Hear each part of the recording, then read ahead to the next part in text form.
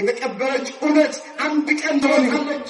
ነገር ግን ወደ እውነቱ ስንመጣ ተስፋ እንደሌላቸው እንደሌሎች እንዳታዝኑ አንቀላፍተው ስላሉት ይሄን እንድታውቁ እንወዳለን አለ ሐዋርያው። እግዚአብሔር ሁላችንንም ሐዘን በደስታ ይለውጥልን።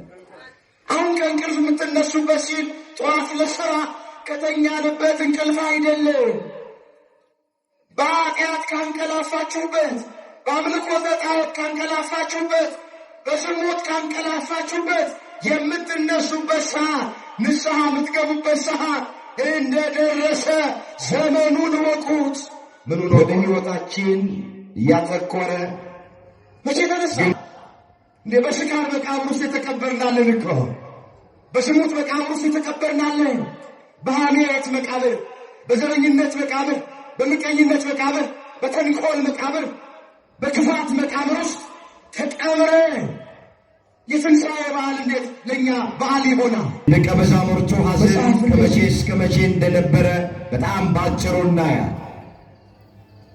ሐዘናቸው ወደ ደስታ እንዴትም እንደተለወጠ ተመልክተን በመጨረሻ ከክርስቶስ ትንሣኤ የምንማረው ቁም ነገር ምን እንደሆነ መጽሐፍ ቅዱስን መሠረት አድርገን አይተን ትምህርታችንን እንቋጨዋል። የምንማማርበት የትምህርታችን ርዕስ የሚሆነው ሐዘናችሁ ወደ ደስታ ይለወጣል የሚል ይሆናል። በዮሐንስ ወንጌል በምዕራፍ 16 ቁጥር 20 ላይ ሐዘናችሁ በሉ እስኪ። ብዙ ናችሁ፣ ድምፃችሁ እጅግ አነስተኛ ነው። እግዚአብሔርን ቃል የሚናገር አንደበት ይባረካል። ለመባረክ ስትሉ ሁልጊዜም የእግዚአብሔርን ቃል የመናገር ልምድ ይኖራችሁ። ሐዘናችሁ ወደ ደስታ ይለወጣል። እግዚአብሔር የሁላችንንም ሐዘን በደስታ ይለውጥልን። መነጋገር ያስፈለገበት ምክንያት ወቅቱን ዘመኑን የዋጀ ትምህርት መማር እንድንችል ርዕሱን መርጠነዋል። ሁላችን እንደምናውቅ እንደ ቤተ ክርስቲያናችን ሥርዓት መሠረት አሁን ያለንበት ዘመኑ ዘመነ ትንሣኤ እየተባለ ይጠራል። ወሩ ደግሞ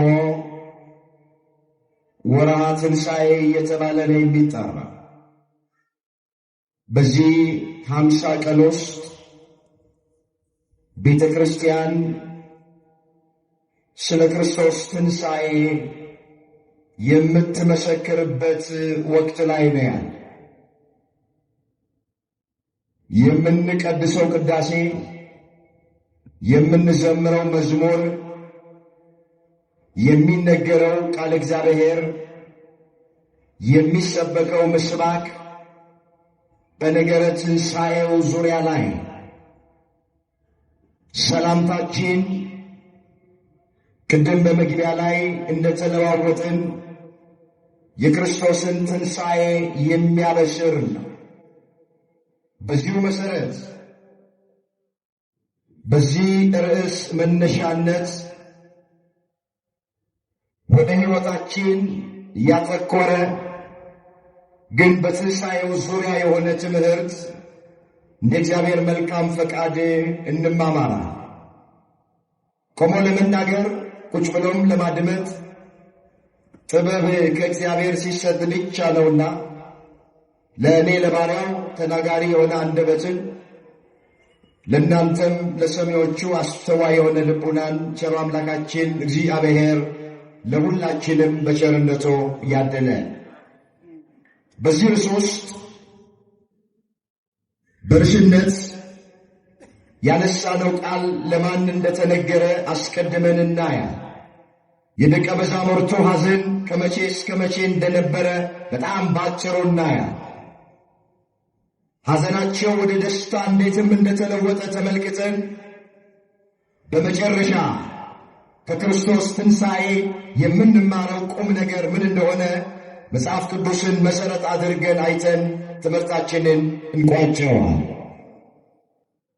እንግዲህ የትንሣኤ በዓል በቤተ ክርስቲያናችን ከሌሎች በዓላት ይልቅ ብልጫ ያለው የበዓላት ሁሉ በኩር ተብሎ ነው የሚነገረው። ትንሣኤ እምነታችን ትርጉም እንዲኖር ያደረገ፣ ስብከታችን ትርጉም እንዲኖር ያደረገ ትልቅ በዓል ነው። እግዚአብሔር ልጆች፣ ትንሣኤ ባይኖር ሰው ሞቶ ፈርሶ በስብሶ የሚቀር ቢሆን ኖሮ እንዲህ ተሰብስቦ የእግዚአብሔርን ቃል መስማት ባላስፈለገ ነበር። ቤተ ክርስቲያን መጥተን 3 ሰዓት ቆሞ ማስቀደስ ትንሣኤ ባይኖር ባላስፈለገ ነበር። አብያተ ክርስቲያናትን ማነጽ ትንሣኤ ባይኖር ምን ይጠቅማል?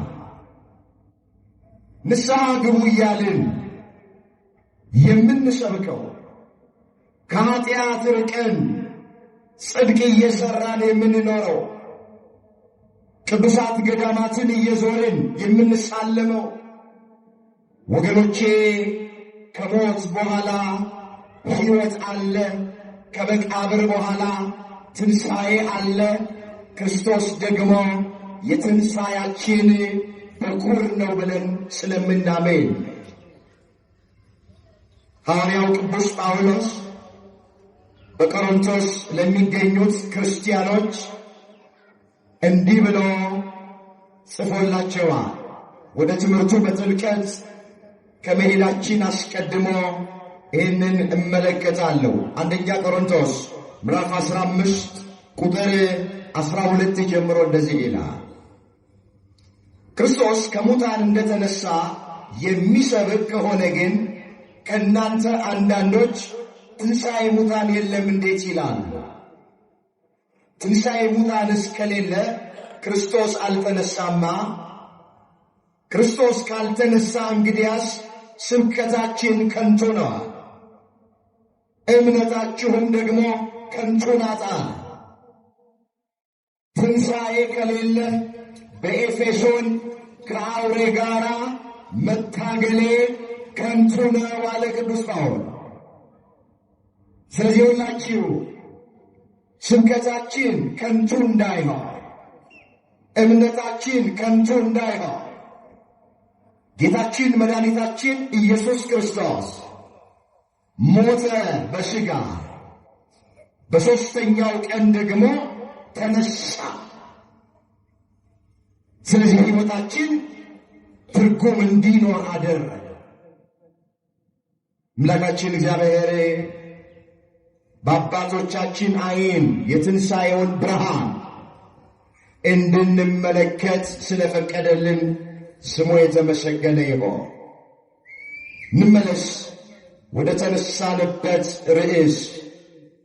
ሐዘናችሁ ወደ ደስታ ይለወጣል። ርዕሳችን ይሄ ነው። የዮሐንስ ወንጌል ምዕራፍ 16 ቁጥር 20 ላይ የተመዘገበ ቃል። ቃሉን በዚህ ስፍራ ላይ አስቀድሞ የተናገረው ጌታችን መድኃኒታችን ኢየሱስ ክርስቶስ የተናገረው ቃል። ቃሉም ለጊዜው የተነገረው ሁሉም ትተው ለተከተሉት፣ ከዋለበት ለዋሉት፣ ካደረበት ላደሩት፣ የእጁን ተአምራት በዓይኖቻቸው ለተመለከቱት፣ የቃሉን ትምህርት በጆሮቻቸው ላደመጡት፣ ዋስትና የሚያሰጥ ሥራቸውን ትተው ከእሱ ጋር ለነበሩት ለደቀ መዛሙርቱ የተነገረ ቃል። ወደ ርዕሳችን መሠረታዊ ሐሳብ መምጣት ይቻለን ዘንድ እየፈጠንኩኝ አንድ ታሪክ ባጭሩ እመለከታለሁ። እንድትከታተሉኝ በእግዚአብሔር ፍቅር እጠይቃችኋለሁ። እንዲህ ይላል የዮሐንስ ወንጌል ምዕራፍ 16 ቁጥር 16 ጀምሮ። ጥቂት ጊዜ አለ አታዩኝም፣ ደግሞ ጥቂት ጊዜ አለ ታዩኛላችሁ፣ እኔ ወደ አብ እሄዳለሁና አላቸው። እግዚአብሔር ልጆች በርስነት ያነሳነውን ቃል ጌታችን ኢየሱስ ክርስቶስ ለደቀ መዛሙርቱ የነገራቸው ከመሞቱ በፊት ነው። ጥቂት ጊዜ አለ፣ አታዩኝም አላቸው። ከጸሎተ ሐሙስ እስከ ትንሣኤ ያለውን ጊዜ ነው። ጥቂት ጊዜ አለ፣ አታዩኝም ያላቸው። ደግሞ ጥቂት ጊዜ አለ፣ ታዩኛላችሁ። ታዩኛላችሁ ሲል በትንሣኤው ሌሊት ሞትን ድል አድርጌ ስነሳ ታዩኛላችሁ ማለት ነው። ይህን ሲላቸው ደቀ መዛሙርቱ እርስ በርሳቸው እንዲህ ተባባሉ ይላል። መምህራችን ጥቂት ጊዜ የሚለው ይህ ምንድን ነው? የሚናገረውን አናውቅም አሉ። ኢየሱስም ሊጠይቁት እንደወደዱ አውቆ እንዲህ አለ፣ ጥቂት ጊዜ አለ፣ አታዩኝም፣ ደግሞ ጥቂት ጊዜ አለ፣ ታዩኛላችሁ ስላሉ ስለዚህ እርስ በርሳችሁ ትመራመራላችሁን? እውነት እውነት እላችኋለሁ እናንተ ታለቅሳላችሁ፣ ሙሾንም ታወጣላችሁ፣ ዓለም ግን ደስ ይለዋል። እናንተ ታዝናላችሁ፣ ነገር ግን ሐዘናችሁ ወደ ደስታ ይለወጣል አላቸው። ስለ ነገረ ሞቱ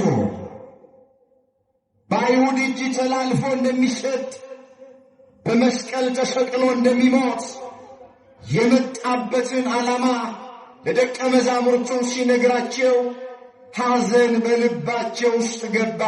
የሁላችሁ የእግዚአብሔር ልጆች ኢየሱስ ክርስቶስ ወደዚህ ምድር የመጣው ለመሞት ነው የመጣው።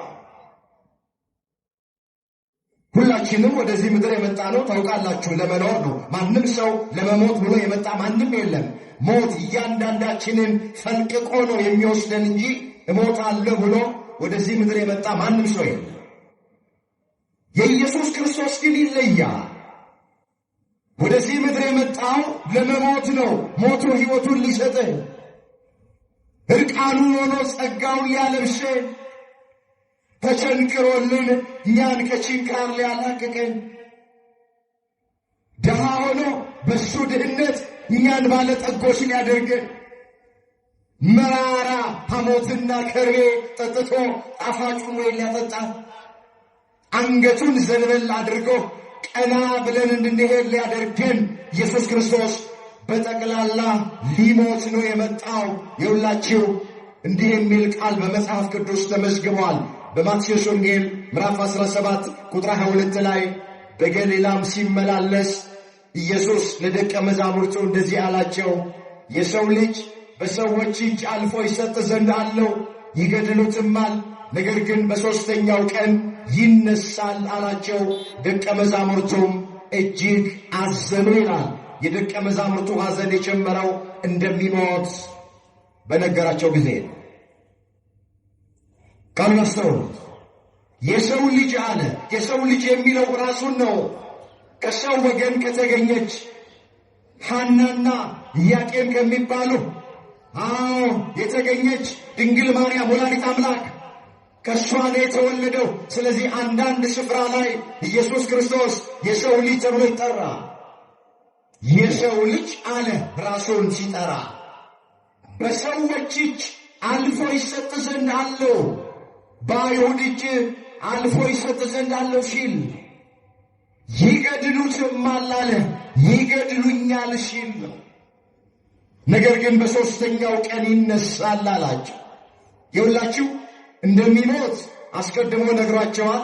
በመዋዕለ ሥጋዌው በማስተማር ወራቱ እንደሚሰቀል ነግሯቸዋል። ሞቶ እንደማይቀር በሦስተኛው ቀን እንደሚነሳ ነግሯቸዋል።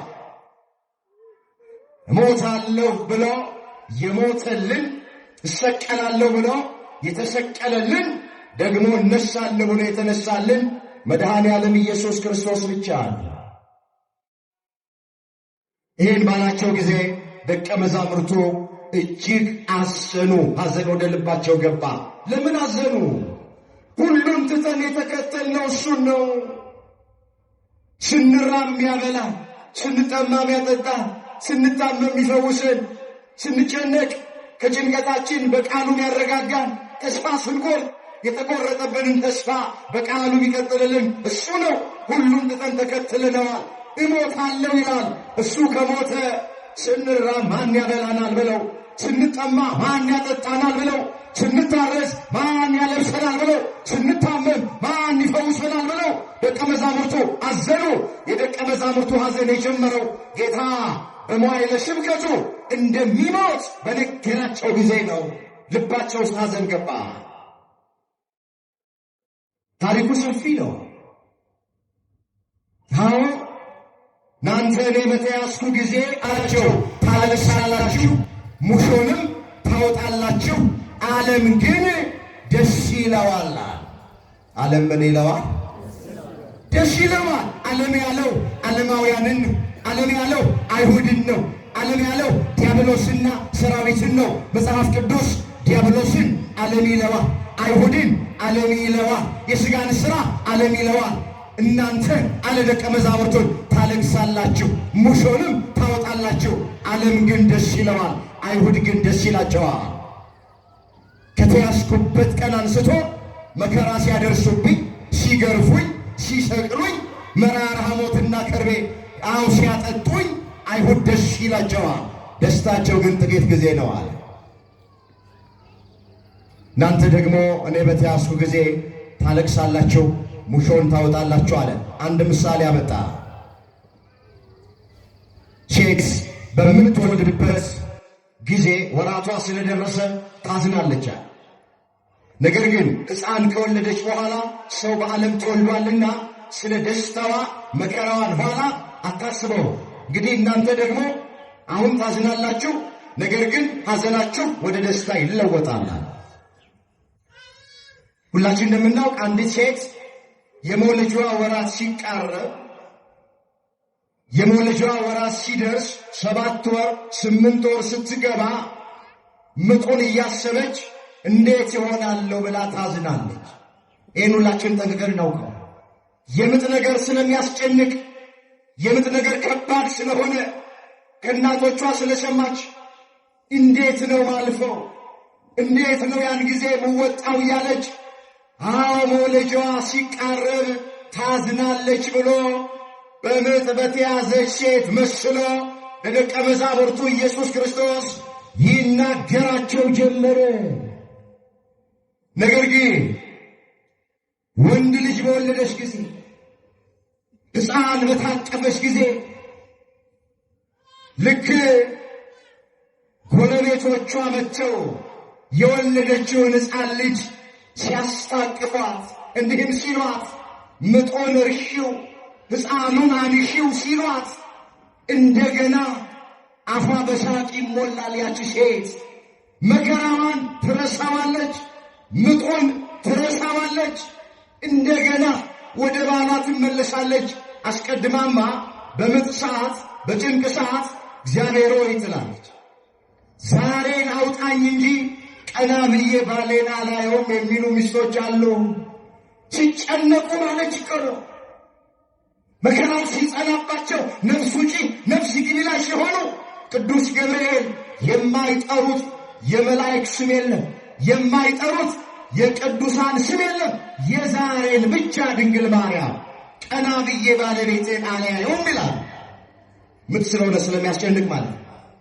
ልክ ግን ሕፃኑ ከተወለደና በደረታቸው ላይ መጥተው ሲያስቀምጡላቸው ዓይናቸውን በዓይናቸው ሲመለከቱ ምጡን ይረሱታል፣ መከራውን ይረሱታል፣ ደስ ይላቸዋል። ሐዘናቸው ወደ ደስታ ይለወጣል። ምን እያላቸው ነው? እኔ ከተያዝኩኝ ከጸሎተ ሐሙስ ምሽት ጀምሮ እስከምነሳበት ቀን ድረስ እናንተም ልክ እቺ የመውለጃዋ ወራት እንደደረሰ ሴት ልጅ ደቀ መዛሙርቱን ታዝናላችሁ፣ ሙሾ ታወጣላችሁ፣ ታለቅሳላችሁ። ነገር ግን እንደገና በትንሣኤ ሳያችሁ ሐዘናችሁ በደስታ ይለወጣል አላቸው። እንዳዘናችሁ አትቀሩ፣ እንዳለቀሳችሁ አትቀሩ። እንባችሁን አብሰዋለሁ፣ ሐዘናችሁን በደስታ እለውጠዋለሁ አለ። ታሪኩ ሰፊ ነው። ስንማማር እንደሰነበትን ብዙ ነገር አልተርክም። ወደ ኋላ ማየው ነገር ስላለ ጥቂት ነገር አይቻችሁ ወደ ዋናው ነገር ይመጣል። ጌታችን መድኃኒታችን ኢየሱስ ክርስቶስ ብዙ መከራ ካደረሱበት በኋላ ብዙ ስቃይ ካደረሱበት በኋላ 46 ሰዓት በመስቀል ላይ ሰቀሉት። ቅዳሜ 9 ሰዓት በፈቃዱ ነፍሱን ከሥጋው ለየ። 11 ሰዓት ሲሆን ወደ መቃብር ዮሴፍና ኒቆዲሞስ በአዲስ በፍታ ገንዘውት ማንም ባልተቀበረበት በአዲስ መቃብር ሥጋውን በዛ አሳረፉ። ደቀ መዛሙርቱ በዚህ ሰዓት ሐዘን ላይ ነው ያሉት። ጭብጥ ኩርምት ብለው አንድ ቤት ውስጥ በራቸውን መስኮታቸውን ዘግተው አይሁድን ስለፈሩ ተሰብስበው የተቀመጡት። ዓርብ 11 ሰዓት ወደ መቃብር ወረደ። ቅዳሜ መቃብር ውስጥ ቆየ። ቅዳሜ ሌሊት ለእሑድ አጥቢያ ጌታችን መድኃኒታችን ኢየሱስ ክርስቶስ በፈቃዱ ስለ ሰው ልጆች የሞተ በስልጣኑ መግነዝ ፍቱልኝ፣ መቃብር ክፈቱልኝ ሳይል በሦስተኛው ቀን ሞትን ድል አድርጎ ተነሳ። ክብር ምስጋና ለአምላካችን ለእግዚአብሔር ይሁን። ሞት ይዞ ያስቀረው ዘንድ አልቻለ። ብዙዎቹን ያሸነፈ ሞት፣ ብዙዎቹን ይዞ ያስቀረ ሞት ኢየሱስ ክርስቶስን ግን ሊያሸንፈው አልቻለ። እዚህ በሐዋርያት ሥራ በምዕራፍ 2 ቁጥር 24 ላይ ሞት ይዘው ዘንድ አልቻለም ተብሎ ተጽፏል። እስኪ ቃሉን አብረን እንበለው። ሞት በሉ እስኪ። ይዘው ዘንድ አልቻለም። ብዙ ባለስልጣኖች፣ ብዙ የሃይማኖት መስራቾች፣ ብዙ ዝነኛና ስመጥር የሆኑ ሰዎችን ሞተዋል፣ ፈርሰው በስብሰው ገና ትንሣኤንም ይጠብቀዋል። በጣም ስመጥር የተባለ ለሰማይም ለምድርም ይከብዱ የነበሩ በሕይወት እያሉ ሞት አሸንፏቸዋል። ሥጋቸው በስብሶ አጥንታቸው ተልከስክሶ መቃብር ውስጥ ያሉት የስንቱን ስም ልጥቀስላችሁ? የክርስትና እምነት መስራች ኢየሱስ ክርስቶስ በፈቃዱ ሞቷል። ሞት ግን አላሸነፈው። በሦስተኛው ቀን ሞትን ድል አድርጎ ተነስቶልናል። ክብር ምስጋና ለስሙ ይሆንልህ።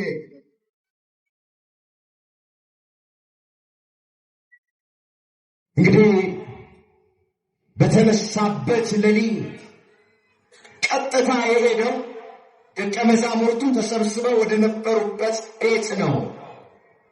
ምን ብሏቸው ነበረ? ሐዘናቸውን ወደ ደስታ እለውጠዋል፣ እንደገና አያችኋል፣ ልባቸው ደስ ይለዋል ብሏቸው ነበረ። ቃል ገብቶላቸው ነበረ።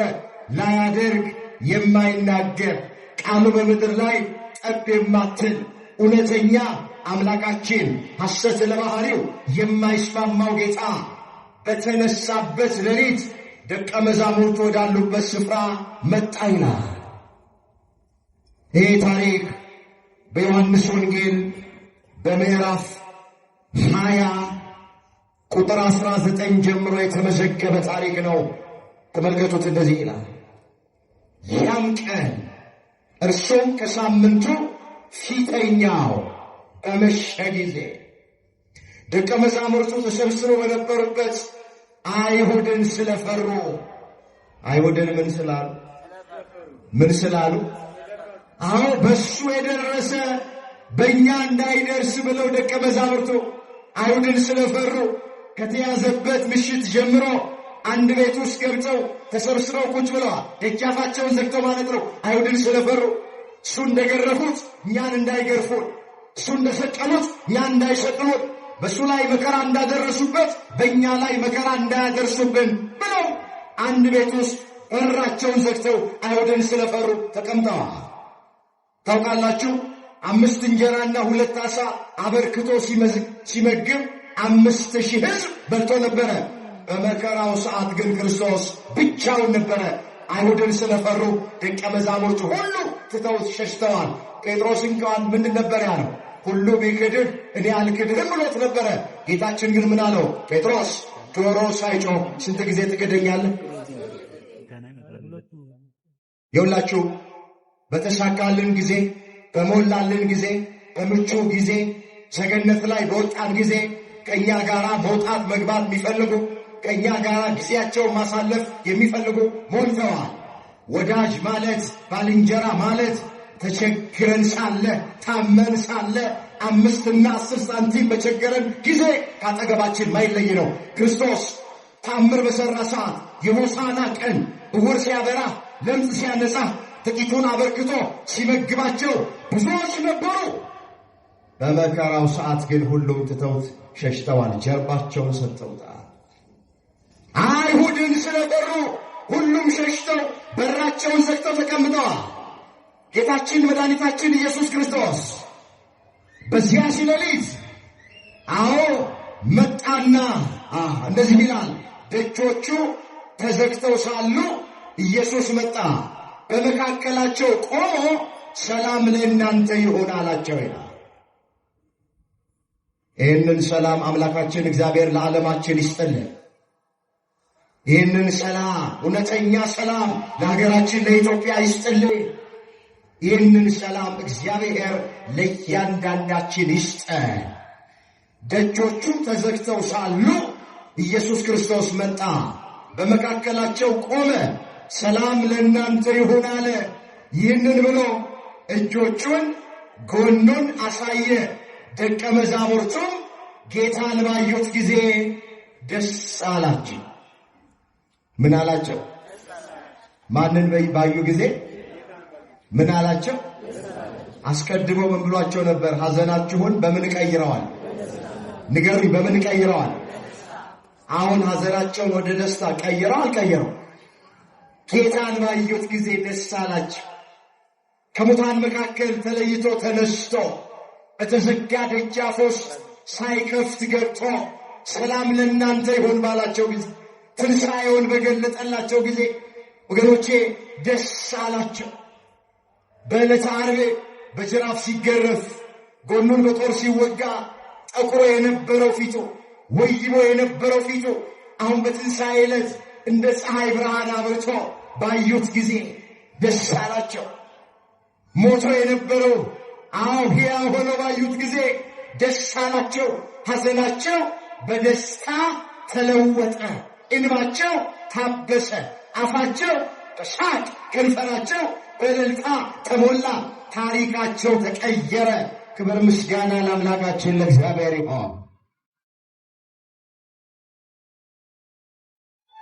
የገባላቸውን ቃል በጊዜውና በሰዓቱ ፈጸመ። ሐዘናችሁን ወደ ደስታ እለውጣለሁ ብሎ ነበረ። የደቀ መዛሙርቱን ሐዘን ወደ ደስታ ምን አደረገው? ለወጠው። ወገኖቼ የእኛንም ሐዘን ወደ ደስታ መድኃኔዓለም በቸርነቱ ይለውጥልን። የነሱ ሐዘን መምህራቸውን ጌታቸው በተያዘ ጊዜ፣ በተሰቀለ ጊዜ፣ መከራ በተቀበለ ጊዜ ያዘኑት ሐዘን፣ እኛ ደግሞ አሁን በዚህ ዘመን ያለን ብዙ የምናዝንበት ነገር አለ። በኑሮ ጉዳይ የሚያዝኑ ሰዎች አሉ። በትዳራቸው ሰላም አጥተው የሚያዝኑ ሰዎች አሉ። በገዛ ባሏ የምታዝን ሚስት ትኖራለች። በገዛ ሚስቱ የሚያዝን ባል ይኖራል። በአሰሪዎቹ የሚያዝን ሰራተኛ ይኖራል። በሀገር ጉዳይ እናዝናለን። ስለ ቤተ ክርስቲያናችን በምንሰማው እናዝናለን። በገዛ ጓደኞቻችን የምናዝን እንኖራለን። የሥራችን ጉዳይ ተበላሽቶብን የምናዝን ሰዎች እንኖራለን። ፍታተን በዚህ ጉዳይ የምናዝን እንኖራለን። በትዳር ውስጥ እየኖርን ልጅ ስላልተሰጠን በዚህ ምክንያት አንገት የደፋን ልባችን ያዘነብን ይኖራለን። ስንቱን ልጠርግላችሁ። ሐዘናችን ይለያያል እንጂ ሁላችንም ሐዘንተኞች። እናቱን አጥቶ የሚያዝን ይኖራል። አባቱን አጥቶ የሚያዝን ይኖራል። እህቱን አጥቶ የሚያዝን ይኖራል። ወንድሙን አጥቶ የሚያዝን ይኖራል። ጎረቤቱን አጥቶ ስንቱን ልጠርግ። ሐዘናችን ይለያያል እንጂ ሁላችንም ሐዘንተኞች። ቃሉን አስተውሉት። ሐዘናችሁን ወደ ደስታ እለውጠዋለሁ የሚል ነው። የደቀ መዛሙርቱ ሐዘን ብቻ አይደለም ወደ ደስታ የሚለወጠው የተለወጠው። የኛም ሐዘን ወገኖቼ ተስፋ ካደረግነው፣ ከጠበቅነው፣ ካመንነው ሐዘናችንን ለደስታ ሊለውጠው አምላካችን እግዚአብሔር የታመነ ነው። ግን ጥቂት ጊዜ በሕይወታችን ውስጥ እንደ ደቀ መዛሙርቱ የሐዘን ጊዜ፣ የለቅሶ ጊዜ፣ የመከራ ጊዜ፣ የጭንቅ ጊዜ ይኖራል። ኦርቶዶክሳውያን ይሄ ድምፅ የሚሰማቸው አይዟችሁ። ደቀ መዛሙርቱ ሐዘናቸው ከሐሙስ እስከ ትንሣኤው ቀን ነው። ዓርብ ዕለት ሐዘንተኛ ነበሩ። ቅዳሜ ሐዘንተኛ ነበሩ። ቅዳሜ ሌሊት ለእሑድ አጥቢያ ግን ሐዘናቸው በደስታ ተለወጠ። በእኔና በእናንተ ሕይወት ውስጥም ዓርብን የምትመስል የሐዘን ቀን ትኖራለች። ቅዳሜን የምትመስል የሐዘን ቀን ትኖራለች። ታገሱ፣ ዓርብ ታልፋለች። ታገሱ፣ ቅዳሜ ታልፋለች። እሑድ ይመጣል። እሑድ ደግሞ ትንሣኤ ነው።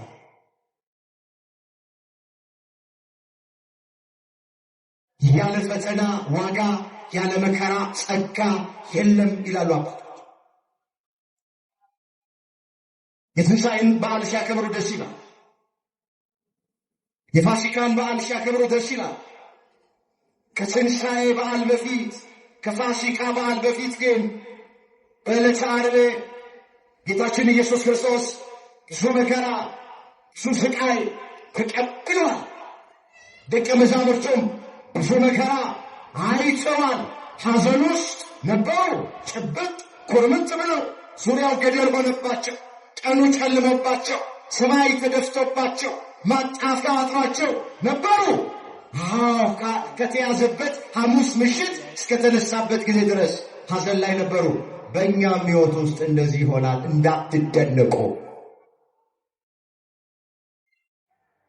ከታገስን፣ ተስፋ ካደረግነው፣ በእምነት ከጠበቅነው ሐዘናችንን በሙሉ ወደ ደስታ መቀየር የአምላካችን እግዚአብሔር ይችላል። ዳዊት ምን ብሎ ነው የዘመረው? ቆይቼ እግዚአብሔርን ደጅ ጠናሁት፣ እሱም ዘንበል አለልኝ አለ። እስኪ ቆይቼ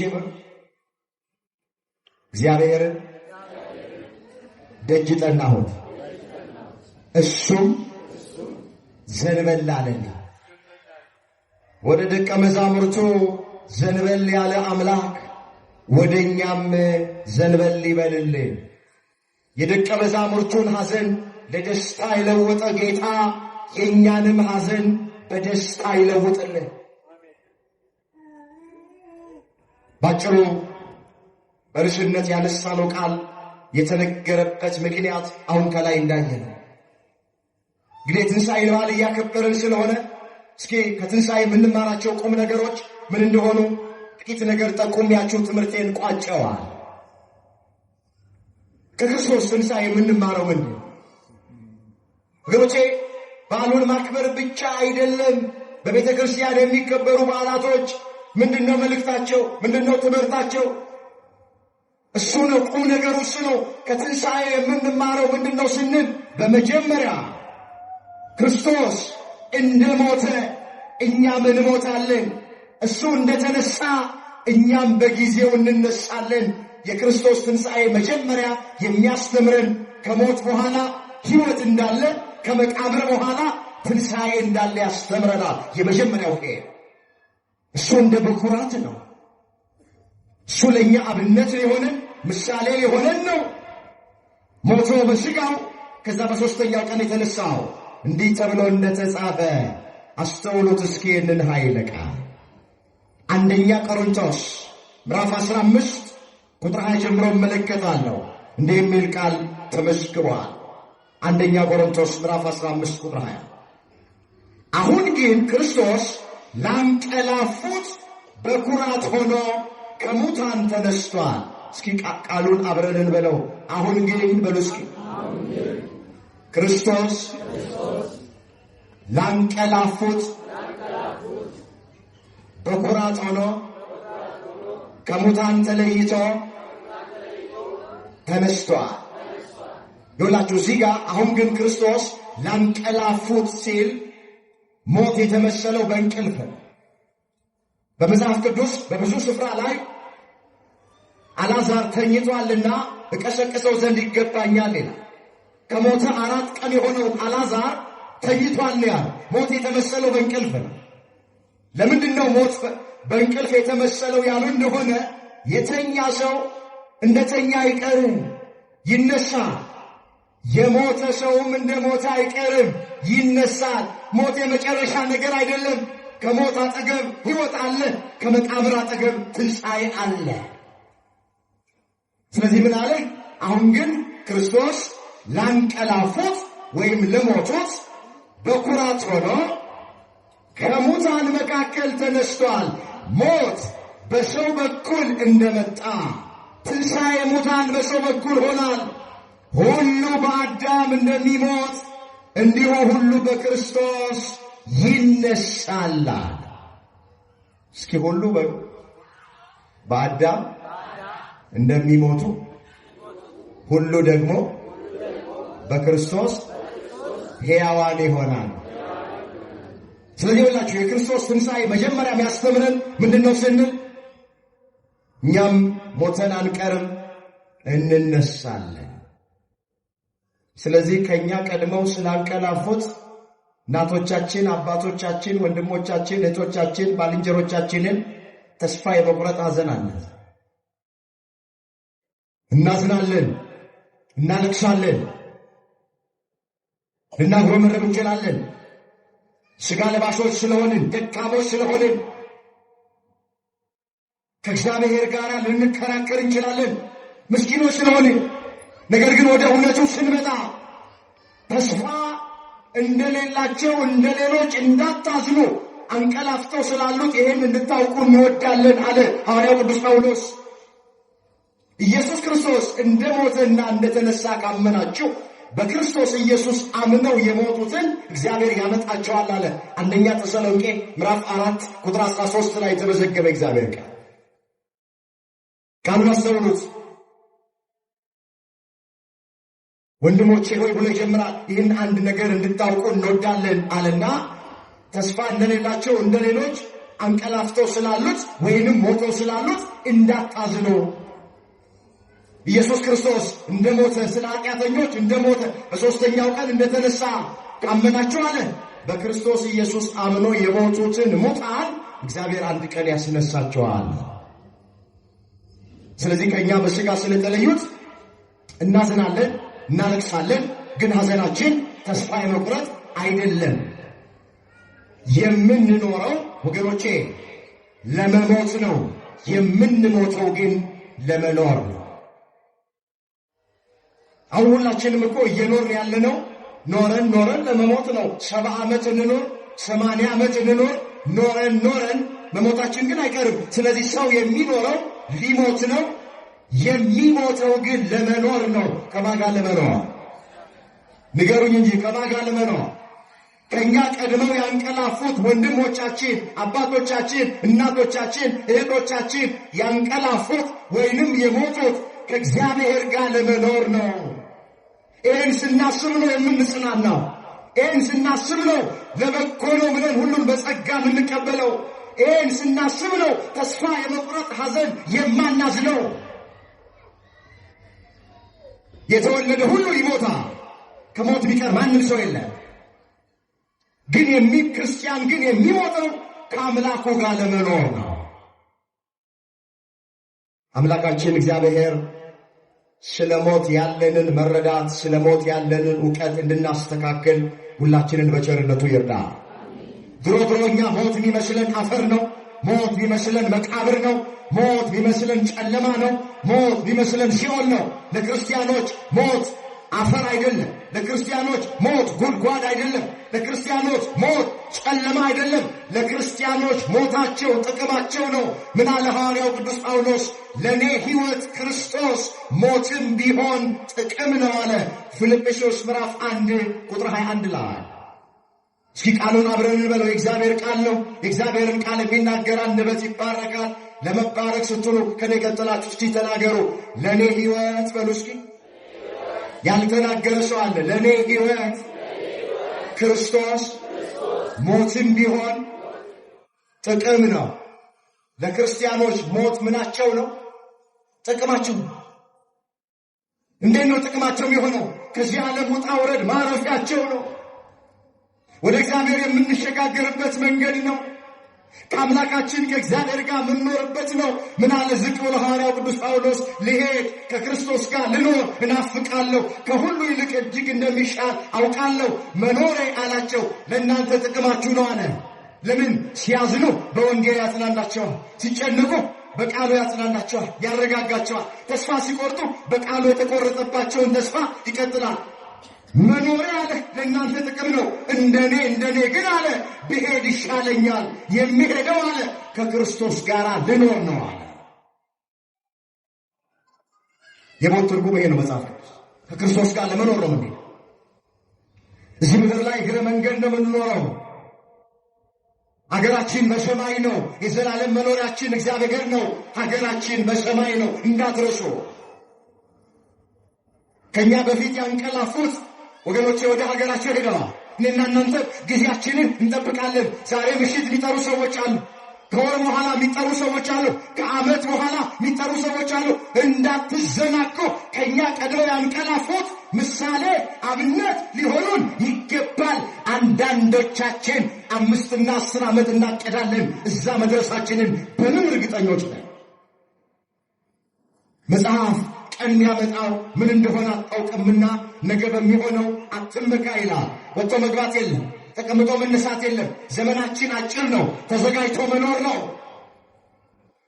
ብዙ ጊዜ ወንጌል ተሰብከናል። እንግዲያውስ መምህራን እየተመረጡ እነከለ ይመጣሉ እየተባለ ማስታወቂያ እየተለጠፈ ዛሬም ሕይወታችን የብዙዎቻችን እዛው ያለ።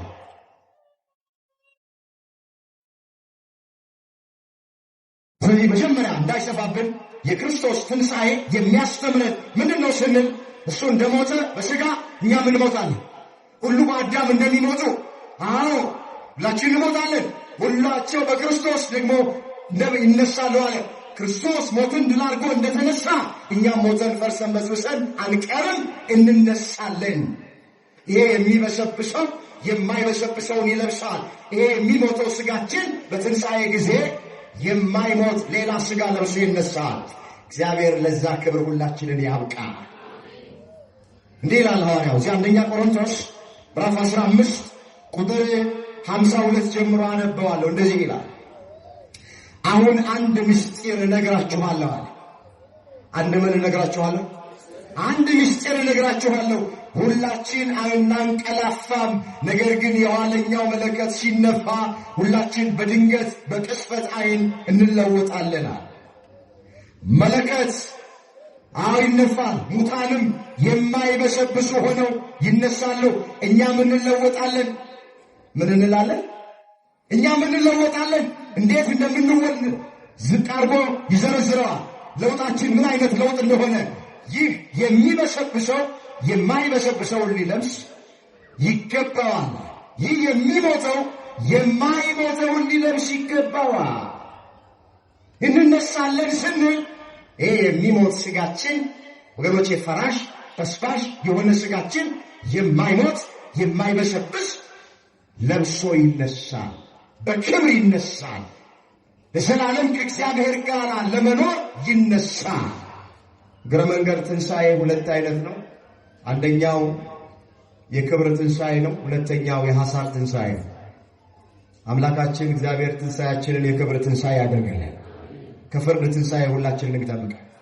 ባጭሩ የመጀመሪያው ከክርስቶስ ትንሣኤ የምንማረው እሱ እንደተነሳ እኛም መጨረሻ ላይ እንነሳለን። መጽሐፍ በመቃብር ያሉ ሁሉ ድምፁን የሚሰሙበት ሰዓት ይመጣል። መልካም ያደረጉ ሰዎች የሕይወት ትንሣኤ፣ ክፉ ያደረጉ ሰዎች ለፍርድ ትንሣኤ ይነሳሉና በዚህ አትደነቁ ተብሎ ተጽፈዋል። ወደ ሁለተኛው ልሄድ። ከክርስቶስ ትንሣኤ ምን እንማራለን? ሁለተኛ ከክርስቶስ ትንሣኤ የምንማረው እኛ የልቡና ትንሣኤ መነሳትን እንማራለን። ይሄ በዮሐንስ ራእይ ምዕራፍ 20 ላይ የተመዘገበ ቃል አነበዋል። ራእይ ዮሐንስ ምዕራፍ 20 ቁጥር 5 ጀምሮ እንደሚል ቃል ተመዝግቧል። የፊተኛውን ትንሣኤ በፊተኛው ትንሣኤ ዕድል ያለው ሰው ብፁዕና ቅዱስ ነው። ሁለተኛ ሞት በእርሱ ላይ ስልጣን የለውም። እስኪ ቃሉን አብረን እንበለው። በፊተኛው ትንሣኤ ብሉስ ዕድል ያለው ሰው ብፁዕና ቅዱስ ነው። ሁለተኛ ሞት በእርሱ ላይ ስልጣን የለው። ምን የለው? በደንብ ቃሉን አስተውሉት። በፊተኛው ትንሣኤ ዕድል ያለው ሰው አለ ብፁዕና ቅዱስ ነው፣ ንዑድ ነው፣ ክቡር ነው። ሁለተኛ ሞት በእሱ ላይ ስልጣን የለው። ምን ማለት ነው? በፊተኛው ትንሣኤ ዕድል ያለው ማለት የፊተኛ ትንሣኤ የተባለው የቱ? አንዳንድ ሰዎች ይህን ቃል በመጥቀስ ሰው 2 ጊዜ ነው የሚሞተው፣ 2 ጊዜ ነው የሚነሳው የሚሉ ሰዎች። መጀመሪያ ይሞታል። አንድ ኃጢአተኛ የሆነ ሰው ይሞታል፣ ከዛ ይነሳል። ከተነሳ በኋላ ኃጢአተኛ ከነበረ ጥያቄ ይጠየቃል። አንተ እንደዚህ ስታደርግ ነበረ፣ ታሻሽላለህ አታሻሽል? እንደዚህ አይነት እምነት የሚከተሉ ሰዎች እንዳሉ ታውቃላችሁ። ሃይማኖት አሻሽላለሁ ካለ እድል ይሰጠዋል። አላሻሽልም ካለ ደግሞ ይሞታል። ይሄ የአሮጊቶች ተረት ነው። ይሄ በፊተኛው ትንሣኤ ዕድል ያለው ሰው ብፁዕና ቅዱስ ነው ማለት ወገኖቼ፣ የፊተኛ ትንሣኤ የተባለ የልቡና ትንሣኤ ነው። ዛሬ ወንጌል ስንሰማ ስንሰበክ የእግዚአብሔርን ቃል ስናዳምጥ የምንነሳው የልቡና ትንሣኤ፣ በንስሐ መነሳት፣ ከኃጢአት መራቅ፣ እሱ ነው የፊተኛው ትንሣኤ የተባለ እሱ ነው። ስንቶቻችን ይህን ትንሣኤ ተነስተን ነው በዓሉን እያከበርን ያለው? አሁን እንኳን ለፋሲካ በዓል አደረስሽ፣ እንኳን ለትንሣኤው በዓል አደረስ። ለመሆኑ የትንሣኤን በዓል ስናከብር እኛ ተነስተናል ወይ? አንዳንዶቻችን እኮ እስካሁን ድረስ በኃጢአት መቃብር ውስጥ ተቀምረን ነው በዓሉን እያከበርን ያለን። መቼ ተነሳ እንዴ? በስካር መቃብር ውስጥ የተቀበርናለን እኮ፣ በስሙት መቃብር ውስጥ የተቀበርናለን። በሐሜት መቃብር፣ በዘረኝነት መቃብር፣ በምቀኝነት መቃብር፣ በተንኮል መቃብር፣ በክፋት መቃብር ውስጥ ተቀብረን የትንሣኤ በዓል እንዴት ለእኛ በዓል ይሆናል? መጽሐፍ እንደዚህ ይላል፣ አንተ የምትተኛ ንቃ፣ ከሙታንም መካከል ተለይተ ተነሳ፣ ክርስቶስም ያበራልሃል ይላል። ኤፌሶን ምዕራፍ 5 ቁጥር 14። ቃሉን አስተውሉት። አንተ የምትተኛ ንቃ። አንተ የምትተኛ ምን በል? አቤት! አሁን አንተ የምትተኛ ንቃ ሲባል ደክሞን ቤት ገብተን ማታ አልጋችን ላይ የተኛነውን አይደለም፣ ስለሱ የተነገረ ቃል አይደለም።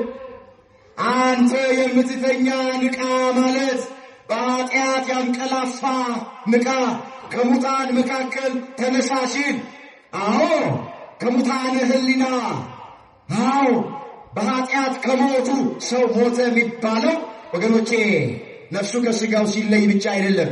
ሰው ሞተ የሚባለው ከእግዚአብሔር ርቆ ሲኖር፣ ኃጢአት እንደ ውሃ እየጠጣ ንስሐ አልገባም ብሎ የሚኖር ሰው ካለ እሱ ሙት ነው የሚባለው። እግዚአብሔር ከቁም ሞት ሁላችንን የሚጠብቀን። አሁን እኛ ሞተ የሚባለው ሰው እድር ድንኳን የሚተክለው ንፍሮ የሚቀቀለው ነፍሱ ከሥጋው ሲለይ ነው ሰው ሞተ የሚባለው። እንደ መጽሐፍ አስተምሮ ሰው ሞተ የሚባለው ከእግዚአብሔር በተለየ ጊዜ ዕለት ዕለት ኃጢአትን እንደ ውሃ ይጠጣ ከሆነ ያ ሰውዬ በቁም ሞቷል። ብዙ ሰው እኮ ድንኳን አልተተከለለትም፣ አቶ ከሌ ሞቷልና አቃብሩኝ አልተባለም። በጣም ብዙ ሰው ግን በቁም ሞቷል። እግዚአብሔር አሁንም ከቁም ሞት ሁላችንን የሚሰውረን። ስለዚህ የክርስቶስ ትንሣኤ የሚያስተምረን ምንድን ነው ስንል የልቡና ትንሣኤ እኛ መነሳት አለን። አባቶቼ ተነስተናል። የመቅደሱ አገልጋዮች እኛ ተነስተናል ወይ? ክርስቶስ ተንሥአ እሙታን የምንለው ተነስተናል ወይ? እኛ ምዕመናን ተነስታችኋል ወይ? የልቡና ትንሣኤ ተነስታችኋል ወይ? ነው አሁንም ያለነው የኃጢአት መቃብር ውስጥ ነው? መጽሐፍ ከእንቅልፍ የምትነሱበት ሰዓት ዘመኑ እንደደረሰ ይህንን ወቁ። ካመንበት ጊዜ ይልቅ መዳናችን ዛሬ ወደኛ ቀርቧል። ሌሊቱ አልፏል፣ ቀኑም ቀርቧል። እንግዲህ የጨለማን ሥራ አውጥታችሁ ጣሉ፣ የብርሃንን ጋሻ ጦር ልበሱ። በቀን እንደሚሆን በአገባብ ተመላለሱ። በዘፈን በስካር በአምልኮተ ጣዖት በሥጋ ምኞት በጥል በክርክር አይሁን። ነገር ግን ምኞቱን እንዲፈጽም ለሥጋ አታስቡ፣ ኢየሱስ ክርስቶስን ልበሱት አለ ሐዋርያው ቅዱስ ጳውሎስ። ከእንቅልፍ መነሳት ያስፈልጋል። ከኃጢአት እንቅልፍ መንቃት። እንዲህ ይላል እዚህ ሮሜ 13 ላይ ተመዘገበ ቃል አነበዋል። ቁጥር 11 ሮሜ 13 ቁጥር 11 እንዲህ ብሎ ይጀምራል። ከእንቅልፍ የምትነሱበት ሰዓት አሁን እንደደረሰ ዘመኑን ወቁት። ከምን የምትነሱበት? አሁን ከእንቅልፍ የምትነሱበት ሲል ጠዋት ለሥራ ከተኛንበት እንቅልፍ አይደለም። በኃጢአት ካንቀላፋችሁበት፣ በአምልኮተ ጣዖት ካንቀላፋችሁበት፣ በዝሙት ካንቀላፋችሁበት የምትነሱበት ሰዓት፣ ንስሐ የምትገቡበት ሰዓት እንደደረሰ ዘመኑን ወቁት። ምኑን ወቁት? ዘመኑን እወቁት አለና ካመንበት ጊዜ ይልቅ መዳናችን ዛሬ ወደኛ ቀርቧል። ወደ እያንዳንዳችን መዳናችን ቀርቧል። አባቶቻችሁ የሚደግሙት ወንጌል የሚሰበክ ጉባኤ የሚሰራ ወገኖቼ እኛ እንድንድን ነው። ከውድቀት እንድንነሳ ነው። ጉባኤ እልል ብሎ አጨብጭቦ ለመለያየት ነው። ዛሬ የተማርነው ትምህርት አድንቆ አታንቆ ለመሄድ አይደለም። መዳናችን ወደ እያንዳንዳችን ቀርቧል። መጽሐፍ ምን ይላል? በተወደደ ሰዓት ሰማሁ፣ በመዳን ቀን ረዳሁ። የተወደደ ሰዓት አሁን ነው። የመዳን ቀን አሁን ነው። ወገኖቼ የመዳን ቀን አሁን ነው የሚልበት ምክንያት ከጥቂት ደቂቃ በኋላ ምን እንደሚሆን አይታወቅም። ጊዜያቸው ተጠቀሙ። ቀጠሮ አትስጡ። የመዳን ቀን አሁን ነው።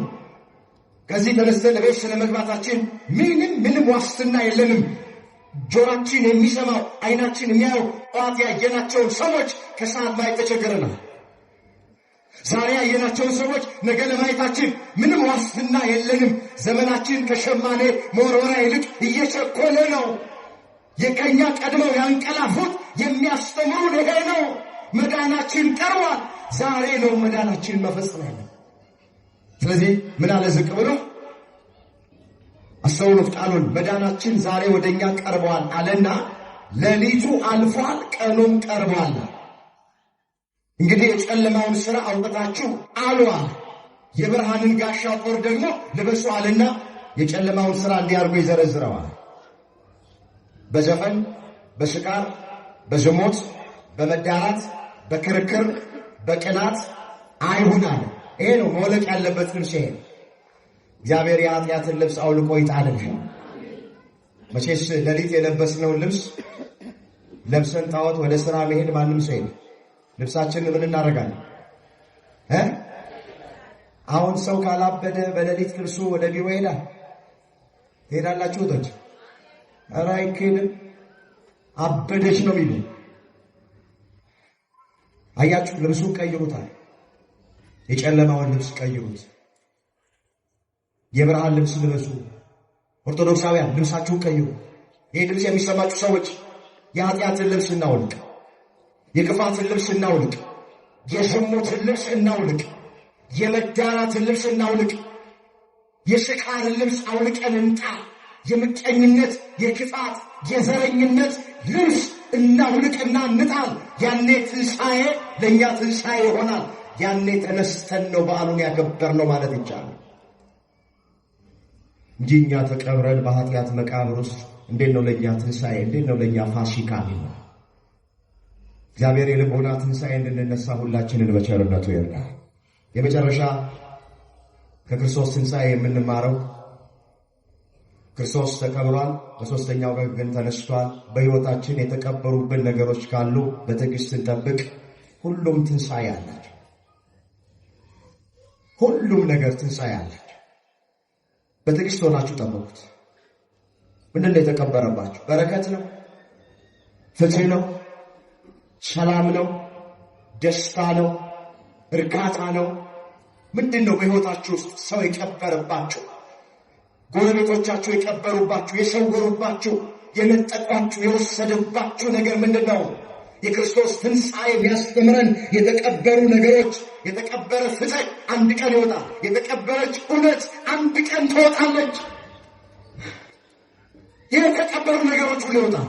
ክርስቶስ እንደተቀበረ አልቀረም፣ ተነስቷል። በሦስተኛው ቀን ደቀ መዛሙርቱ እስኪነሳ አዝነዋል፣ ተክዘዋል፣ ተጨንቀዋል፣ አንገታቸውን ደፍተዋል። በእኔና በእናንተ ሕይወት ውስጥም እንደዚሁ ይሆናል። ግን በትዕግሥት እግዚአብሔርን ከጠበቅነው፣ በተስፋ እግዚአብሔርን ከጠበቅነው፣ በእምነት ከጠበቅነው ታሪክ ይቀየራል፣ ነገር ይገለበጣል፣ እንባችን ይታበሳል፣ አፋችን በሳቅ ከንፈራችን በእልልታ ይሞላል። በሀገር ላይ ያለው ታሪክ ይቀየራል። በዓለም ላይ ያለው ታሪክ ይቀየራል። በግል ሕይወታችን ያለው ታሪክ ይቀየራል። አይዟችሁ፣ ዝም ብላችሁ እግዚአብሔርን ጠብቁት። መጽሐፍ ምንድን ነው የሚለው? በለሷን የጠበቀ ፍሬዋን ይበላል፣ ጌታውን የጠበቀ ይከብራል። ምሳሌ 27 ቁጥር 18 ላይ የተመዘገበ ቃል። እስኪ አብረን እንበለው። በለሷን በሉ የጠበቀ ፍሬዋን ይበላል፣ ጌታውን የጠበቀ ይከብራል። ምን ይላል? እሱን እንድንጠብቀው አምላካችን እግዚአብሔር ሁላችንንም ይርዳል። ሐዘን ይኖራል፣ ማጣት ይኖራል፣ መራብ ይኖራል፣ መገፋት ይኖራል። እንዳትደነቁ፣ ጠብቁት፣ ታሪክ ይቀየራል። አንድ ቃል አንብቤ ትምህርቴን በዚሁ እጠቃልለዋል። ዳዊት በመዝሙር 29 ቁጥር 5 ላይ የተናገረውን ቃል አይቼ እጨርሳለሁ። እንደዚህ ይላል፣ ቁጣው ለጥቂት ጊዜ ነው ብሎ ይጀምራል፣ ሞገሱ ግን ለሕይወት ዘመን ነው። ማታ ለቅሶ ይመጣል፣ ጠዋት ግን ደስታ ይሆናል። ቃሉን በደንብ አስተውሉ። ቁጣው ለጥቂት ጊዜ፣ ሞገሱ ግን ለሕይወት ዘመን። ማታ ለቅሶ ይመጣል፣ ጠዋት ግን ምን ይሆናል? ምን ይሆናል? ደስታ ይሆናል። ስለዚህ መከራ ነው የሚቀድመው፣ ከዛ በኋላ ደስታ ነው የሆነው። በደቀ መዛሙርቱ ሕይወት ውስጥም መጀመሪያ ሐዘን ነው የሆነው፣ መከራ ነው የሆነው። ከዛ በኋላ ሐዘናቸው ወደ ደስታን የተለወጡ አይደለም። በእኔና በእናንተ ሕይወት ውስጥም ሐዘን ይቀድማል፣ ቀጥሎ ደስታ ይመጣል። ክረምት ነው አይደለም የሚመጣው መጀመሪያ፣ ከዛ በጋ፣ ህመም በሽታ ይመጣል፣ ከዛ ጤና፣ ማጣት ይመጣል፣ ከዛ ማግኘት፣ ሐዘን ደስታ፣ መዋረድ ከዛ መክበር፣ ማልቀስ ከዛ በኋላ መሳቅ።